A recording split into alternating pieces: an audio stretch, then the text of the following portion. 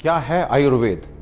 आपके किचन में रखे हुए कुछ गरम मसाले, या धोती कुर्ता और तिलक लगाकर पेड़ के नीचे दवाइयां बांटता हुआ कोई झोला छाप डॉक्टर, या आयुर्वेद के नाम पे सड़क के किनारे तंबू लगाकर दवाइयां बांटता हुआ एक पाखंडी, या बिना रिसर्च के लिखी गई कोई देहाती किताब?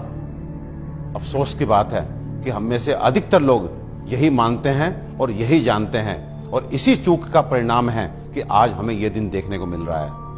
और साथ ही मैं आपको सचेत कर देना चाहता हूं कि अगर अब भी हम ना सुधरे, हम आयुर्वेद को नहीं जाने, नहीं पहचाने, तो मुझे नहीं मालूम कि आयुर्वेद का क्या होगा, लेकिन मानव जाति का पतन तो मैं निश्चित रूप से देख रहा हूं। और जो लोग मेरी इस बात से इत्तेफाक नहीं रखते, वो अपनी क्वालिटी ऑफ हेल्थ और क्वांटम ऑफ लाइफ को कंसीडर करें। साधनों के अभाव में हमारे बड़ों में से अधिकतर लोग 100 वर्ष की आयु तक पहुंचते थे। ये वो आयु है जिसकी आज हम साधन संपन्न होने के बावजूद भी कल्पना तक नहीं करते। और मैं एक बात आपसे पूछना चाहता हूं कि ये जो मॉडर्न साइंस है, ये किस तरह का इलाज कर रही है? कि आपको यदि शुगर हो गया तो आप दवाई खाइए, कब तक? जिंदगी भर। आपको ब्लड प्रेशर हो गया, आप दवाई खाइए, कब तक? जिंदगी भर।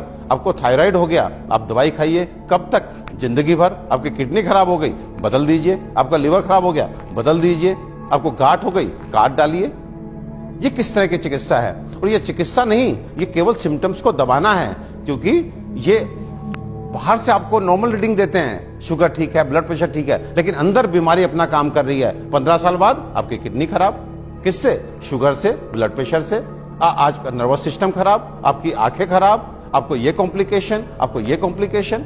तो ये इलाज है या एलोपैथ का काला पर्दा? अपने 20 साल के क्लिनिकल एक्सपीरियंस से आपको बता देना चाहता हूं, ये जो आयुर्वेद विज्ञान है, ये समुद्र से भी गहरा, हिमालय से भी ऊंचा ऐसा जीवन का विज्ञान है जो आपके शरीर में और मन में किसी भी अवांछित परिवर्तन के बारे में आपको न केवल जानकारी देता है, बल्कि उसे जड़ से मिटाने के लिए पुख्ता इलाज भी देता है। और मुझे एक बात समझ में नहीं आती, आप ऐसे विज्ञान को क्यों नहीं जानना चाहते जो आपको कभी शुगर, ब्लड प्रेशर, थायराइड और अनेक तरह की प्रॉब्लम्स आने ही ना दे।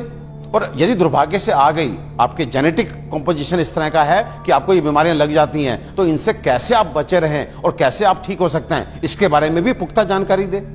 मित्रों, आयुर्वेद सबसे पहले स्वस्थ से स्वास्थ्य रक्षण के लिए आपको ऋतुओं के हिसाब से आपको क्या खाना चाहिए, क्या पीना चाहिए, किस तरह की जीवनचर्या आपकी होनी चाहिए, ये सब सिखाता है। और उसके बाद अनफॉर्चुनेटली यदि आप बीमार पड़ते हैं तो यहाँ पर लाखों दवाओं का वर्णन है, जिसमें आपकी काष्ठ औषधियां यानी कि जड़ी बूटियों से बनी औषधियां, आपके मिनरल्स यानी कि खनिजों से बनी औषधियां, रस औषधियां, इतनी सारी औषधियों का वर्णन है जो आपके उन बीमारियों के लिए भी आपको इलाज देती हैं, जिसमें आज का मॉडर्न साइंस जो है अपने हाथ खड़ा कर देता है। आज फैली किसी भी विषाणु जनित बीमारी के लिए वेंटिलेटर्स का इंतजाम मॉडर्न साइंस करता है। केवल किस लिए? इसलिए कि वो तब तक आपको जीवित रख सके जब तक वायरस अपने आप आपको छोड़ के नहीं चला जाता। तो ये किस तरह का इलाज है? जबकि आयुर्वेदिक औषधियां ऐसी हैं जो सीधे जाके वायरस को मार के आपको बीमारी से बाहर लेके आती हैं, आपको मौत से मुंह के बाहर लेकर के आती हैं। तो दोस्तों, विश्वास कीजिए, अपने आयुर्वेद को मान दीजिए, सम्मान दीजिए, जानिए, पहचानिए,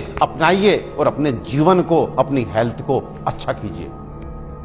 आयुर्वेद का इलाज ना तो धीमा है और ना ही लंबा, बल्कि यह रोगों को जड़ से खत्म करता है। आधुनिक सर्जरी दुनिया को आयुर्वेद की ही देन है। आचार्य सुश्रुत को सारा संसार निर्विवादित रूप से शल्य चिकित्सा का जनक मानता है। आयुर्वेद में उन बीमारियों की भी सफल चिकित्सा हो सकती है जिन्हें आधुनिक चिकित्सा विज्ञान लाइलाज मानकर आजीवन रोगी को दवाएं खिलाता रहता है। आयुर्वेद आपके और आपके बच्चों के लिए सुरक्षित है। आयुर्वेद अपनाएं और रोग मुक्त जीवन पाएं।